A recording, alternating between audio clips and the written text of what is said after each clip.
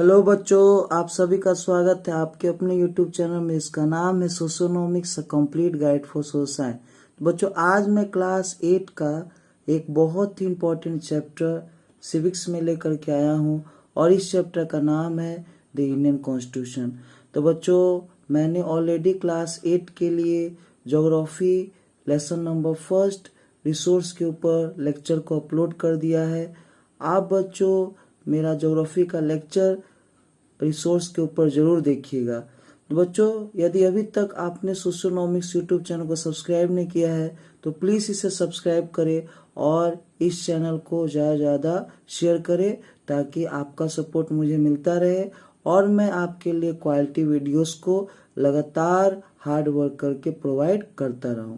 तो बच्चों, आइए हमेशा की तरह इस लेक्चर को शुरू करते हैं आज के मोटिवेशनल कोट के साथ। और आज का मोटिवेशनल कोट है, challenges and problems are the fuel of success.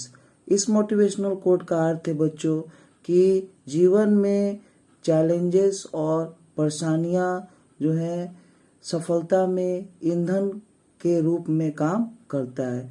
तो आप कभी भी किसी भी चुनौती से या परेशानियों से घबराएं ना, क्योंकि चुनौती और परेशानियां जो हैं वो सफलता के लिए ईंधन का काम करता है। चुनौतियां और परेशानियां ही आपको जीवन में सफल बनाता है। बच्चों, आइए अब हम लोग देखते हैं सबसे पहले कि कॉन्स्टिट्यूशन होता क्या है। तो कॉन्स्टिट्यूशन को हम लोग सिंपली डिफाइन कर सकते हैं। कॉन्स्टिट्यूशन फंडामेंटल रूल बुक है नेशन का, जिसके अकॉर्डिंग कंट्री गवर्न होता है। तो आप देखिए बच्चों कि छोटे से छोटे संस्थान को अच्छे से रन करने के लिए रूल्स एंड रेगुलेशन का होना जरूरी है। उसी तरीके से देश को अच्छे तरीके से चलाने के लिए कुछ रूल्स एंड रेगुलेशन का होना बहुत ही ज़्यादा जरूरी है। और इन्हीं रूल्स एंड रेगुलेशन को जो है मेंशन किया जाता है कॉन्स्टिट्यूशन में। और जो भी गवर्नमेंट है वो कॉन्स्टिट्यूशन के हिसाब से ही अपना फंक्शन को परफॉर्म करता है और कंट्री को रन करता है। चलिए बच्चों, अब हम लोग देखते हैं need of constitution in a country. इसका अर्थ है बच्चों कि हमारे देश में कॉन्स्टिट्यूशन का क्या जरूरत है। तो बच्चों आप देखिएगा, the constitution of a country tells its people about what kind of society they live in. तो कॉन्स्टिट्यूशन जो है किसी भी देश के नागरिक को ये बताता है कि वो किस तरीके समाज में रह रहे हैं। जैसे अगर भारत का बात किया जाए तो कॉन्स्टिट्यूशन से हमें ये पता चलता है कि इंडिया एक सोशलिस्ट कंट्री है और सोशलिस्ट कंट्री होने के कारण हमारे देश में जो गवर्नमेंट है वो हमेशा सोशल वेलफेयर के लिए लगातार वर्क करते रहती है। तो हम कॉन्स्टिट्यूशन से ये जान सकते हैं कि हम किस तरीके के समाज में रह रहे हैं। नेक्स्ट आप देखिए बच्चों कि नेक्स्ट जो नीड है कॉन्स्टिट्यूशन का वो है, it tells the citizen about what type of government they have, it defines the power of the government. Constitution citizens को बताता है कि किस तरीके का गवर्नमेंट है कंट्री में, और साथ में जो भी गवर्नमेंट है उसके पावर को डिफाइन भी करता है कॉन्स्टिट्यूशन। जैसे इंडिया के बारे में बात किया जाए तो इंडियंस को ये पता है कॉन्स्टिट्यूशन की मदद से कि इंडिया में डेमोक्रेटिक गवर्नमेंट है, और साथ में सिटीजन्स को ये भी पता है कॉन्स्टिट्यूशन के माध्यम से कि हमारे देश में जो अलग अलग लेवल ऑफ गवर्नमेंट है और जो अलग अलग ऑर्गन है गवर्नमेंट का, उसका पावर और रिस्पॉन्सिबिलिटी क्या है। It defines the rights of citizen in the country. तो कॉन्स्टिट्यूशन जो है हमारे देश में लोगों के अधिकारों के बारे में भी जानकारी देता है। जैसे इंडिया का यदि बात किया जाए तो इंडिया में 6 फंडामेंटल राइट्स है और 6 फंडामेंटल राइट्स जो है हर एक सिटीजन्स को दिए जाते हैं। इन 6 फंडामेंटल राइट्स को दिया गया है कॉन्स्टिट्यूशन के द्वारा लोगों को, और लोगों को पता है कि उनके राइट्स क्या हैं, और ये सभी पॉसिबल हो पाया है कॉन्स्टिट्यूशन के मदद से। बच्चों आइए अब हम लोग नेक्स्ट टॉपिक देखते हैं, और नेक्स्ट टॉपिक बहुत ही ज़्यादा इम्पोर्टेंट है। इस टॉपिक का नाम है फीचर्स ऑफ इंडियन कॉन्स्टिट्यूशन। तो बच्चों आप देखिएगा कि इंडियन कॉन्स्टिट्यूशन के फीचर्स के बारे में इस टॉपिक में हम लोग पढ़ेंगे। तो सबसे पहला फीचर है इंडियन कॉन्स्टिट्यूशन का कि इंडियन कॉन्स्टिट्यूशन लेंदियस्ट रिटन कॉन्स्टिट्यूशन है पूरे वर्ल्ड में लिखित रूप से यदि सबसे लंबा संविधान यदि किसी देश का है तो वो है इंडिया का। बच्चों आप देखिएगा कि हमारे देश के कॉन्स्टिट्यूशन में ओरिजिनली 395 आर्टिकल्स थे और हमारे देश के कॉन्स्टिट्यूशन में ओरिजिनली 8 शेड्यूल थे और हमारे देश के कॉन्स्टिट्यूशन का ओरिजिनली 12 पार्ट्स हुआ करता था। तो बच्चों आप देख सकते हो कि 395 आर्टिकल्स, 8 शेड्यूल और 12 पार्ट्स में हमारा कॉन्स्टिट्यूशन जो है वो डिवाइडेड था और इस तरीके से हमारा जो कॉन्स्टिट्यूशन है उसमें हर एक बातों को बहुत ही विस्तार पूर्वक बताया गया है और हर एक बातों को हमारे कॉन्स्टिट्यूशन में लिखा गया है। इसी तरीके से हमारा जो कॉन्स्टिट्यूशन है वो वर्ल्ड का लेंथीएस्ट रिटन कॉन्स्टिट्यूशन बन जाता है। बच्चों आप देखिएगा दूसरा जो फीचर इंडियन कॉन्स्टिट्यूशन का वो है अमेंडेबल। अमेंडेबल का मतलब ये है कि इंडिया का जो कॉन्स्टिट्यूशन है वो एक लिविंग डॉक्यूमेंट है। इसका अर्थ ये बच्चों कि हमारे देश के कॉन्स्टिट्यूशन को समय के साथ बदला जा सकता है। हमारे देश के कॉन्स्टिट्यूशन को बनाने वाले जो लोग थे उन्हें मालूम था कि भविष्य में समय बदलेगा और जैसे सामाजिक परिस्थितियां होंगी उन हिसाब से कॉन्स्टिट्यूशन का भी बदलना जो है जरूरी होगा। तो बच्चों आप देखिएगा कि क्योंकि हमारा कॉन्स्टिट्यूशन बदल सकता है बदलते हुए समय के अनुसार, इसीलिए हम इंडिया के कॉन्स्टिट्यूशन को अमेंडेबल कॉन्स्टिट्यूशन कहते हैं। तो बच्चों अभी मैंने आपको बताया कि ओरिजिनली हमारे देश के कॉन्स्टिट्यूशन में 395 आर्टिकल्स थे, 8 शेड्यूल थे और 12 पार्ट थे। अगर आज के दौर में हम बात करें तो हमारे देश में लगभग 450 प्लस आर्टिकल्स हैं और हमारे देश में टोटल 12 शेड्यूल है कॉन्स्टिट्यूशन के और जो कॉन्स्टिट्यूशन है वो अब 25 पार्ट्स में बटा हुआ है। तो आप देख सकते हो बच्चों कि पहले ओरिजिनली 395 आर्टिकल्स हुआ करते थे इंडियन कॉन्स्टिट्यूशन में, वो बढ़ के 450 प्लस हो गया। ओरिजिनली 8 शेड्यूल हुआ करते थे इंडियन कॉन्स्टिट्यूशन में, वो बढ़ के अब 12 शेड्यूल हो गए हैं और ओरिजिनली 12 पार्ट्स हुआ करते थे इंडियन कॉन्स्टिट्यूशन का, वो बढ़ के 25 पार्ट्स हो गए। अब इससे ये पता चल रहा है बच्चों कि हमारे देश के संविधान में समय समय पर बदलाव लाए जाते हैं। नेक्स्ट फीचर जो इंडियन कॉन्स्टिट्यूशन का है वो है कि इंडियन कॉन्स्टिट्यूशन रिजिड भी है और फ्लेक्सिबल भी है। तो बच्चों आप देखिएगा हमारे देश का कॉन्स्टिट्यूशन बदला जा सकता है समय के साथ, इसीलिए हम अपने देश के कॉन्स्टिट्यूशन को फ्लेक्सिबल कॉन्स्टिट्यूशन कहते हैं। लेकिन जो बदलाव की पूरी प्रक्रिया है हमारे देश के संविधान की, वो प्रक्रिया बहुत ही ज्यादा मुश्किल है। इसलिए हम कहते हैं कि हमारे देश का जो संविधान है वो रिजिड भी है और साथ में फ्लेक्सिबल भी है। फ्लेक्सिबल हमारे देश का संविधान इसलिए क्योंकि इससे बदलते हुए समय के साथ बदला जा सकता है और रिजिड इसलिए हमारे देश का संविधान क्योंकि जो बदलाव की प्रक्रिया है हमारे देश के संविधान का वो काफी ज्यादा डिफिकल्ट है। नेक्स्ट फीचर जो इंडियन कॉन्स्टिट्यूशन का है बच्चों वो है बोरोड फीचर्स। तो आपको बच्चों पता होगा कि हमारे देश के कॉन्स्टिट्यूशन में बहुत सारे ऐसे फीचर्स हैं जो कि दूसरे देश के कॉन्स्टिट्यूशन से लिए गए हैं। तो यही सब फीचर्स को हम लोग कहते हैं borrowed features of Indian constitution. तो बच्चों एग्जाम्पल के तौर पे आप देखिएगा कि हमारे देश में जो फंडामेंटल राइट्स है उसको हमने लिया है यूनाइटेड स्टेट्स ऑफ अमेरिका से। जो हमारे देश में इमरजेंसी का प्रोविजन है वो हमने लिया है जर्मनी के कॉन्स्टिट्यूशन से। तो आप देख सकते हो बच्चों कि फंडामेंटल राइट्स को हमने लिया है यूएसए से, इमरजेंसी का जो प्रोविजन है उसे हमने लिया है जर्मनी से।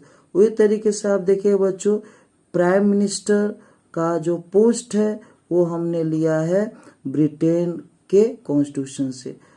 साथ में आप देखोगे बच्चों कि जो डायरेक्टिव प्रिंसिपल का कॉन्सेप्ट है हमारे देश के कॉन्स्टिट्यूशन में वो हमने लिया है आयरलैंड के कॉन्स्टिट्यूशन से। तो इस तरीके से हम लोग कह सकते हैं कि हमारे देश का जो संविधान है उसमें बहुत सारे ऐसे मैटर्स है जिसे हम लोग दूसरे देश के संविधान से लिए हैं, और इस तरीके से हमारे देश के संविधान में बहुत सारे बोरोड फीचर्स हैं। बच्चों अभी हम लोग कुछ और टॉपिक्स पढ़ेंगे।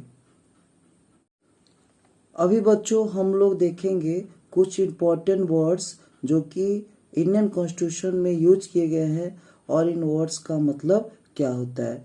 तो बच्चों आप देखिएगा कि सबसे पहला वर्ड जो मैं आज डिस्कस करने जा रहा हूँ जो यूज हुए हैं इंडियन कॉन्स्टिट्यूशन में, उसका नाम है प्रीएम्बल। अब ये प्रीएम्बल क्या होता है? तो बच्चों प्रीएम्बल को कहा जाता है introductory part of Indian constitution. अब introductory part of Indian constitution का मतलब क्या हुआ?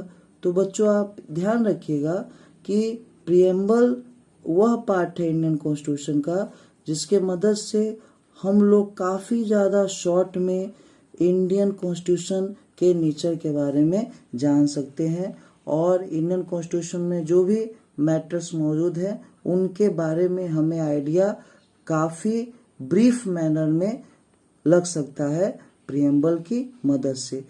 प्रीएम्बल इंट्रोड्यूस करता है इंडियन कॉन्स्टिट्यूशन को बहुत ही ब्रीफ मैनर में, इसीलिए प्रीएम्बल को कहा जाता है introductory part of Indian constitution. ये प्रीएम्बल का जो कॉन्सेप्ट है इंडियन कॉन्स्टिट्यूशन में वो लाया गया था यूएसए के कॉन्स्टिट्यूशन से। नेक्स्ट जो इम्पोर्टेंट वर्ड यूज हुआ है इंडियन कॉन्स्टिट्यूशन में उसका नाम है सॉवरेन। सॉवरेन हम लोग एक इंडिपेंडेंट कंट्री को कहते हैं जिस कंट्री में लोगों के द्वारा गवर्नमेंट का फॉर्मेशन होता है और गवर्नमेंट जो है वो इंडिपेंडेंटली अपना फैसला लेती है बिना किसी फॉरेन प्रेशर के। तो ऐसे कंट्री को हम लोग सॉवरेन कंट्री कहते हैं। Next socialist. सोशलिस्ट का मतलब होता है ऐसा देश जहाँ पे सोशल वेलफेयर को बढ़ावा दिया जाता है और जो रिच और पुअर के बीच में गैप है उसको रिड्यूस करने का काम किया जाता है। नेक्स्ट जो टर्म है बच्चों जो यूज हुआ है इंडियन कॉन्स्टिट्यूशन में उसका नाम है सेकुलर। तो सेकुलर कंट्री वो कंट्री कहलाता है जिस कंट्री का अपना खुद का कोई नेशनल रिलीजन नहीं होता और सारे रिलीजन जो हैं वो एक समान होते हैं, सारे रिलीजन को इक्वल राइट्स और फ्रीडम सेकुलर कंट्री में दिए जाते हैं। इंडिया एक सेकुलर कंट्री है क्योंकि इंडिया का कोई भी अपना नेशनल रिलीजन नहीं है। इंडिया में सभी रिलीजन को और जो है एक समान अधिकार और आज़ादी दिया जाता है। नेक्स्ट जो टर्म यूज हुआ है बच्चों वो है डेमोक्रेटिक। तो डेमोक्रेटिक कंट्री उस कंट्री को कहते हैं जहाँ पे गवर्नमेंट का जो पूरा फॉर्मेशन है वो लोगों के इच्छा के अनुसार होता है। Government formation is done as per wish of the people, as per wish of the people. तो बच्चों आपको याद रखना है कि डेमोक्रेटिक कंट्री वो कंट्री होता है जहाँ पे गवर्नमेंट का फॉर्मेशन होता है लोगों के इच्छा के अनुसार। डेमोक्रेटिक कंट्री में जो इंटायर पावर होता है वह लोगों के पास होता है और डेमोक्रेटिक कंट्री में वही रूल कर सकते हैं जिनको जनता ने इलेक्ट किया है इलेक्शन के मदद से। नेक्स्ट जो टर्म है उसका नाम है बच्चों रिपब्लिक। रिपब्लिक हम उस कंट्री को कहते हैं जहाँ पे हेड ऑफ द स्टेट जो है वो डायरेक्टली या इनडायरेक्टली इलेक्ट होता है लोगों के द्वारा। तो बच्चों आप देखिए कि जहाँ पर head of the state elected नहीं है बल्कि हेरिडिटरी है तो उस कंट्री को हम लोग रिपब्लिक नहीं कहेंगे। रिपब्लिक वही कंट्री होगा जहाँ पे हेड ऑफ द स्टेट जो है डायरेक्टली या इनडायरेक्टली इलेक्ट होते हैं लोगों के द्वारा। तो अगर आपसे कोई पूछे बच्चों कि क्या इंडिया एक रिपब्लिक कंट्री है तो आपका जवाब रहेगा यस, इंडिया एक रिपब्लिक कंट्री है। अब फिर आपसे कोई पूछे बच्चों कि इंडिया क्यों रिपब्लिक कंट्री है तो आपको जवाब देना है इंडिया में जो हेड ऑफ द स्टेट है वो कौन है? प्रेसिडेंट है। इंडिया में हेड ऑफ द स्टेट है कौन? प्रेसिडेंट। और प्रेसिडेंट को हमारे देश की जनता जो है वो इनडायरेक्टली चुनती है और इस वजह से इंडिया एक रिपब्लिक कंट्री है।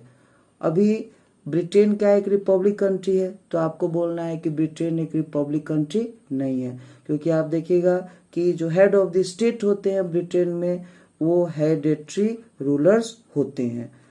Head of the state Britain में लोगों के द्वारा डायरेक्टली या इनडायरेक्टली नहीं चुने जाते, बल्कि hereditary ruler he head of the state होते हैं ब्रिटेन में। इसीलिए ब्रिटेन एक डेमोक्रेटिक कंट्री तो है, लेकिन एक रिपब्लिक कंट्री नहीं है। और इंडिया एक डेमोक्रेटिक कंट्री भी है और एक रिपब्लिक कंट्री भी है।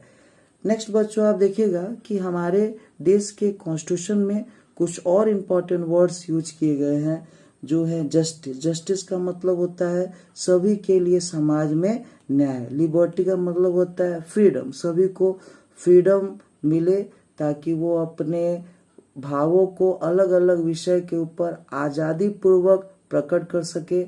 लोग जहाँ मन वहाँ पर देश के भीतर जा सके, लोग जहाँ मन वहाँ रह सके, और लोगों के पास ये भी पूरा फ्रीडम होना चाहिए कि लोग जो है अपने इच्छा अनुसार धर्म को भी चुने।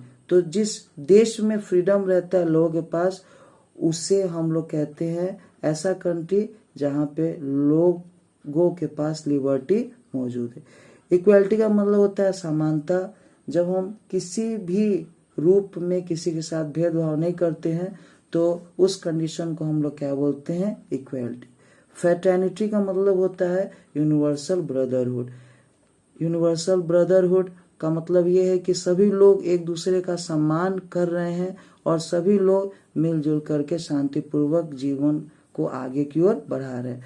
तो हमारे देश में आप देखिएगा बच्चों कि जितने भी मैं इम्पोर्टेंट टर्म्स इंडियन कॉन्स्टिट्यूशन का यूज किया हूँ, ये सारा जो कॉन्सेप्ट है वो इंडिया में लागू होता है। और इंडिया के कॉन्स्टिट्यूशन में ये बता दिया गया है कि इंडिया एक sovereign socialist secular democratic Republic है। तो प्रियम्बल में इंडिया को डिस्क्राइब किया गया है इस तरीके से कि इंडिया एक sovereign socialist secular democratic Republic country है। आप बच्चों इन सभी वर्ड्स को जो है वो सीक्वेंस में याद रखिएगा, क्योंकि ये सभी वर्ड्स जो है वो सीक्वेंस में बहुत सारे कॉम्पिटिटिव एग्जामिनेशंस में पूछे जाते हैं। तो फिर से मैं रिपीट कर रहा हूँ, प्रियम्बल में इंडिया को डिस्क्राइब किया गया है कि इंडिया एक sovereign socialist secular democratic Republic country है। नेक्स्ट बच्चों, आइए अब हम लोग देखते हैं इंडियन कॉन्स्टिट्यूशन से जुड़े हुए कुछ इम्पोर्टेंट फैक्ट्स। तो बच्चों आप देखिएगा कि इंडियन कॉन्स्टिट्यूशन से जुड़े इम्पोर्टेंट फैक्ट्स कुछ इस प्रकार से हैं। तो सबसे पहला फैक्ट है कि इंडियन कॉन्स्टिट्यूशन को बनाने के लिए जो टोटल समय लगा था वो था 2 years 11 month और 18 days। तो दिन रात मेहनत करके हमारे देश के संवैधानिक सभा के सदस्य लोग जो हैं अंतिम में 2 years 11 month और 18 days में हमारे देश के संविधान को पूरा लिख लिए। नेक्स्ट जो इम्पोर्टेंट फैक्ट है वो है there were 389 members in constituent assembly. इसका मतलब ये है बच्चों कि हमारे देश का जो संविधान है वो संवैधानिक सभा या फिर कॉन्स्टिट्यूएंट असेंबली के द्वारा बनाया गया था, और इस संवैधानिक सभा में टोटल 389 मेंबर्स थे। और ये 389 मेंबर्स जो है इलेक्शन से चुने गए थे। नेक्स्ट जो इम्पोर्टेंट फैक्ट है इंडियन कॉन्स्टिट्यूशन के बारे में वो ये है कि जो ओरिजिनल कॉपी है इंडियन कॉन्स्टिट्यूशन का वो हैंड रिटन है, और 2 भाषा में ओरिजिनल कॉपी इंडियन कॉन्स्टिट्यूशन का हैंड रिटन है, और वो 2 भाषा है हिंदी और इंग्लिश।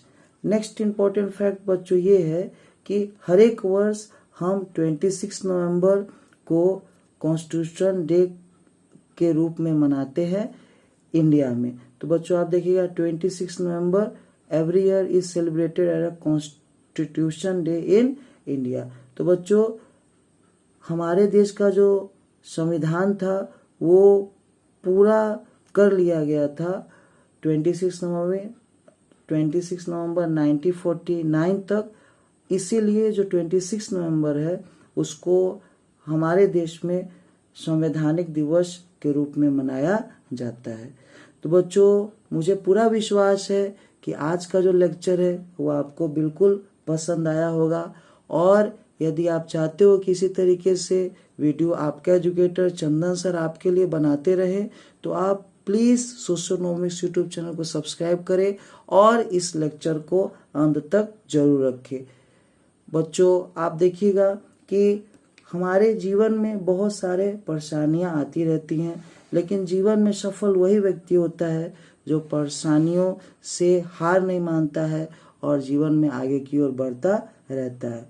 इसीलिए शायद किसी ने ठीक ही कहा है कि जिंदगी की कठिनाइयों से भाग जाना आसान होता है, जिंदगी में हर पहलू इम्तिहान होता है, डरने वाले को नहीं मिलता कुछ, जिंदगी में लड़ने वालों के कदमों में जहान होता है।